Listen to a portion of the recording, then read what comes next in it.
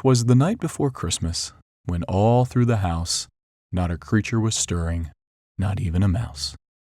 The stockings were hung by the chimney with care, in hopes that St. Nicholas soon would be there. The children were nestled all snug in their beds, while visions of sugar plums danced in their heads. And Mamma in her kerchief and I in my cap had just settled our brains for a long winter's nap. When out on the lawn there arose such a clatter, I sprang from my bed to see what was the matter. Away to the window I flew like a flash, tore open the shutters and threw up the sash.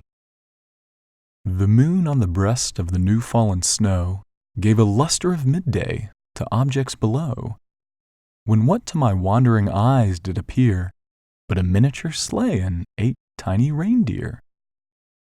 With a little old driver so lovely and quick, I knew in a moment he must be St. Nick.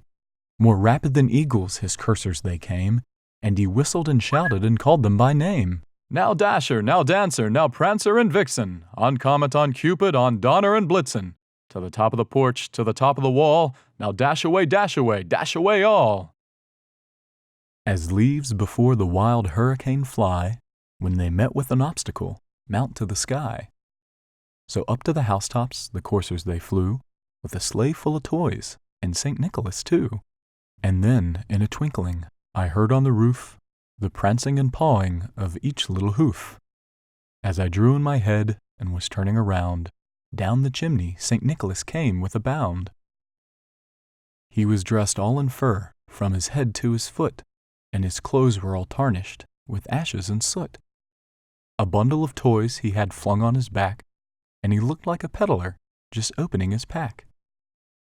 His eyes, how they twinkled, his dimples, how merry, his cheeks were like roses, his nose like a cherry. His droll little mouth was drawn up like a bow, and the beard on his chin was as white as the snow. The stump of a pipe he held tight in his teeth, and the smoke, it encircled his head like a wreath. He had a broad face and a little round belly that shook when he laughed, like a bowl full of jelly. He was chubby and plump, a right jolly old elf, and I laughed when I saw him, in spite of myself. A wink of his eye and a twist of his head soon gave me to know I had nothing to dread.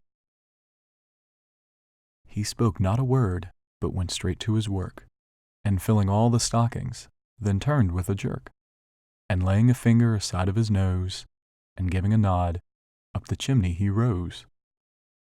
He sprang to his sleigh, to his team gave a whistle, and away they all flew, like the dawn of a thistle. But I heard him exclaim ere he drove out of sight, Happy Christmas to all, and to all a good night.